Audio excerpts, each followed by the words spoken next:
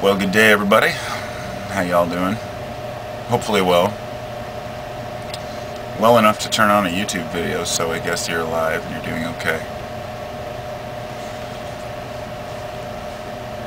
The world in chaos. The world apocalypse. The world's coming to an end. Humans are destroying our planet. Everything's falling apart.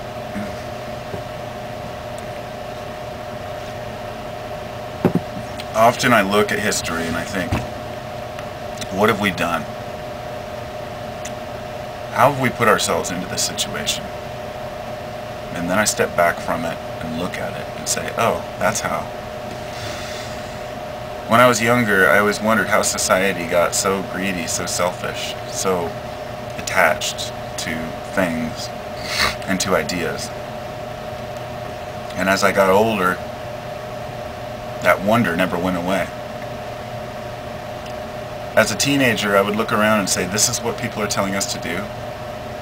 This is what society wants. You want me to go to school, then go to college, get a career, and work until I retire and die? Hell no. I refuse. You know, that's just not what humans desire, you know, but we can create that desire by telling ourselves that's what's normal.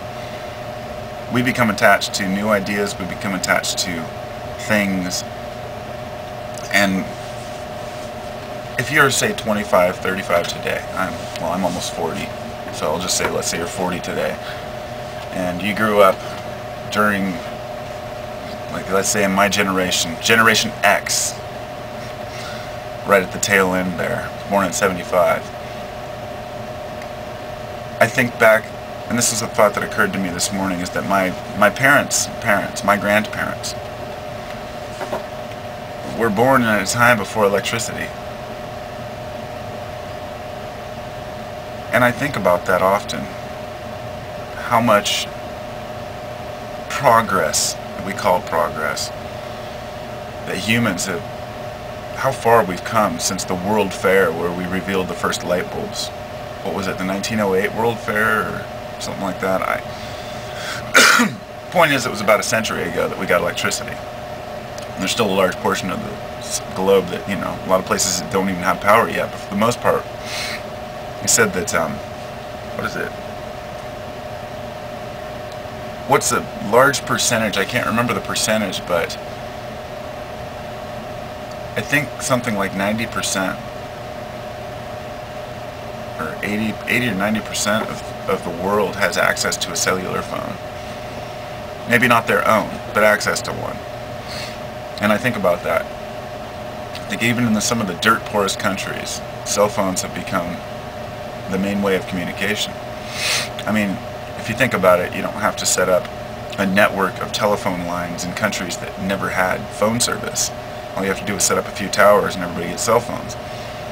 I'm not saying this is good or bad, just it's amazing to me that we're connected, so connected, in such a short period of time. And then to look at it and say, what have we done? It's difficult to blame us, in other words. The amazing feat of humans becoming sufficient to be able to have the things that we want today. We take it for granted. There's a book, Guns, Germs, and Steel by what's that guy's name? Shoot, can't remember his name at the moment, but he wrote a couple books. Oh, Jared Diamond, and he also wrote Collapse. Guns, Germs, and Steel was about how societies choose to fail or succeed, or maybe that was Collapse. Guns, Germs, and Steel was about which of the things helped us to win wars, to move forward. Once we, you know, germs would wipe out people, guns would wipe out people, steel helped us build. Like this show I was watching the other day about when the first, you know, the first cotton spooling device was invented in the 1800s, and how the guy had a clockmaker help him build this thing, and once they finally had it done, bam, they were able to reproduce this thing and spin cotton with 250 machines the way that 2,500 people used to do it, and faster. This allowed us to have clothing, affordable clothing. So machines aren't the enemy. Invention isn't the enemy. And like they say, necessity is the mother of invention. But you think about things like spices and coffee. I mean, I'm sitting here drinking a cup of coffee. I go down to the store and I buy it. If I want some black pepper, I go down to the store and I buy it. If I want some saffron or sassafras, I go down to the store and I buy it. Back in the day, spices were worth more than gold. Spices were the most valuable commodity that one could buy. In fact, a handful of pepper would trade for, something like a month's wages. Only the rich had them. This is the Silk Road. This is where the Silk Road came from. The idea that the silk was so highly coveted by the Romans, by the Western world, but the only place that they had it was in China. And I saw this thing where they sent over these spies, maybe the first industrial spies, to try to figure out how China was making the silk, because nobody could figure it out.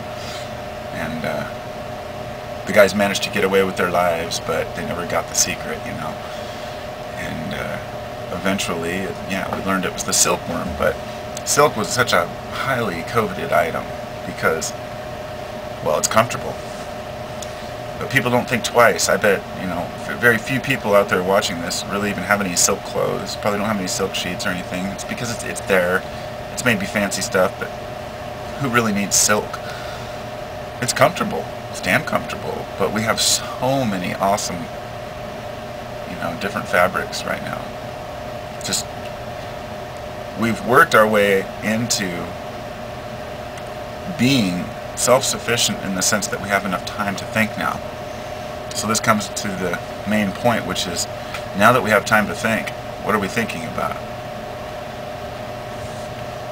I don't know what other people are thinking about, but for me it seems like the more time you have to think, the more time you have to create delusions, if you choose to do so. But also, the more time you have to think, the more time you have to realize things like I'm doing right now, sitting and talking about how we got to where we are. Spices, hashish, opium, all these different things that were desired by the wealthy and the poor alike. And now we've made these things affordable to the general population.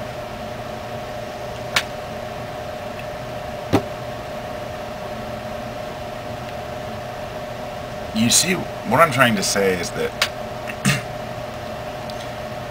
for example, when the poor, I consider myself, I guess, poor. I'm poor. I don't have very much money right now. And I've never been able to live anywhere but check to check, pretty much. Whoopsies. So, I think about that stability of having a constant flow of income, never having to worry. And I think, is that something that I would desire? Because it seems like it brings more trouble than it's worth. Like I was talking with somebody about earlier about that we don't have money, we don't possess money, we are custodians of income. So the richer you are, the more responsibility you have. So while the poor are pointing at the rich saying, we want this too, the reality is that the rich are living beyond their means quite often, and the poor of today are better off than our grandparents were. Some of our rich grandparents, you see. The things that we have today, the time that we have, the system in play, and it's not perfect. I don't even really know what my point is other than to say we have to stop screaming and looking around at all the problems, because these just came up. Problems like war and disease have been around forever. But many of these new problems were just created recently. We're young. We're still, we've tried to harness nature, and we haven't been very lucky at it.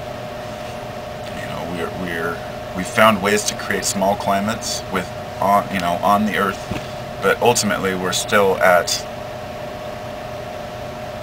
within our homes is what I mean. We've climate controlled our homes. We can have it either hot or cold. We can, utilize air conditioning. We can utilize burning heat. All these things are really amazing. And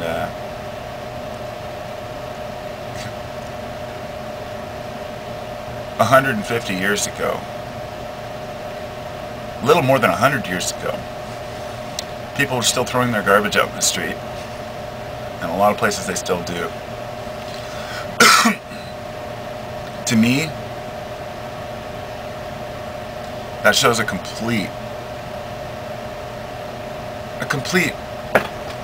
ignorance of disease, which is obvious. They were ignorant of disease. They didn't know how the plague was spreading. They didn't know it was from the fleas, that was from the rats, that was from their own waste. So when humans, they see a rat and think, they carry plague. No, they're just rats.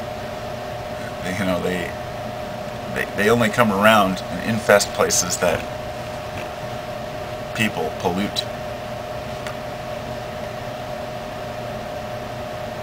Whenever humans, animals, any animal or the human animal becomes overpopulated, nature steps up and creates something to balance out the scales. Let me give you an example.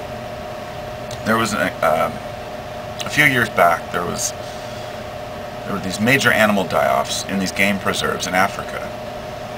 And all of these, I can't remember what they were, some big horned beast, they were all dying off in large numbers.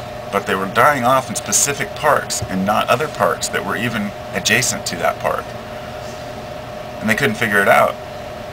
Finally they realized that it was from the acacia plant, the acacia bark that these animals were eating.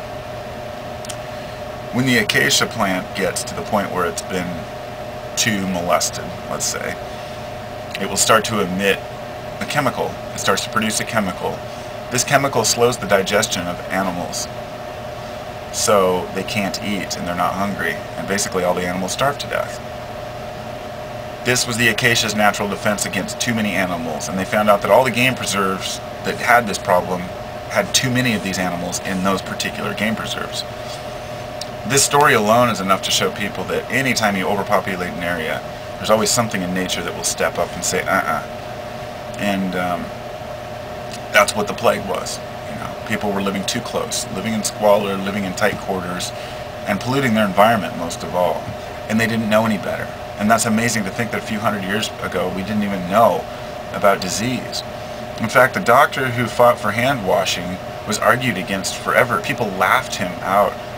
He believed that disease was carried by not washing our hands between going from patient to patient, because women were getting all types of, shock syndrome and all kinds of random things, because doctors would go in and do surgery and then go deliver a baby, or go fix an infection and then go deliver a baby with the same hands, never even washed. They didn't know. And it just makes me think of what tomorrow we're going to look back on and say, oh my God, we were pretty stupid. So while we think that we're pretty smart right now, the fact is that we're going to look back on today and say, oh my God, we were being bombarded by those waves all the time and it was our own fault. Oh, I didn't know coffee cups were emitting, super photonic radiation that we weren't aware of 100 years ago. I don't know. You know how radiation was discovered? A guy had a bunch of uranium, or I think it was uranium-rich rock in his drawer, in his desk. And in the next drawer over, he had a bunch of film, undeveloped film. One day he pulled out one of the films and it was developed. Couldn't figure out why. He realized that the rock had actually developed onto the film. This is how they found radiation. And I think about these forces, the invisible forces like radiation. Without a Geiger counter, you can't tell it's there.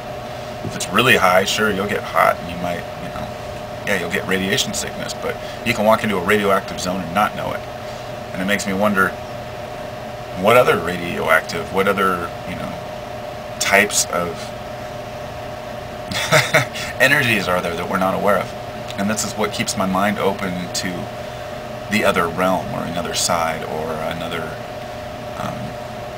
a connection between humans. You know, when people say, oh well, we're just here, we just evolved by random chance and we die and there's no connection between people, I just like, it's really a cop-out, because we don't know how to measure these things yet or understand them. And I think eventually we will. But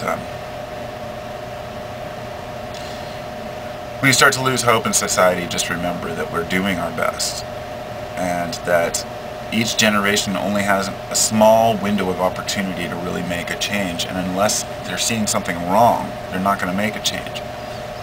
In the 60s, my parents' generation, you know, they stepped up and tried to get out of war. They, you know, there was a lot of awareness over war and fighting and greed, and then that seemed to fade through the 70s and 80s, and then the next generation comes up, and today we care. That's my point, is today we care. 50 years ago we didn't know any better, but today we care. Even though we've only had electricity for like 100 years, we've already found out that it's not solving our problems. That all these things we can create now, they aren't answering the problems that we've had the whole time. And that's how we know that it comes down to a personal search. Making yourself worthy, making yourself purposeful, and having a reason for existence. Nobody's going to do it for you, and society sure as hell not going to help you out. People pretend to want to help you out, but most people just want to step on you, or not purposefully. I don't mean that. Like I don't mean people are spiteful or vengeful, but that people will be friendly and all smiles until you interfere with their ability to make money or their ability to get by. So the values that we have to be ones that are universal. If two people give each other gifts, both people are happy from the gifts and both people are happy from the giving. If a person steals from another, both people feel bad, one for being stolen from and one person for stealing and knowing they're wrong for doing it. That for me is kind of a metaphor for society. Anyway, I'm out. Have a great day, and remember that, you know, if you've got a lighter at home for lighting your bowl or your cigarettes or whatever, just remember, they haven't been around that long. In fact, the first matches weren't invented that long ago, and those were an amazing thing. We don't have flint and steel in our pockets. Something as simple as fire is under our control. You know, we've harnessed it. It's pretty amazing. Pretty amazing, but we're still kids, right? So I guess I'll leave with one message: is don't blame society. Just blame the human condition. And do your best to change it somehow. Anyway, peace.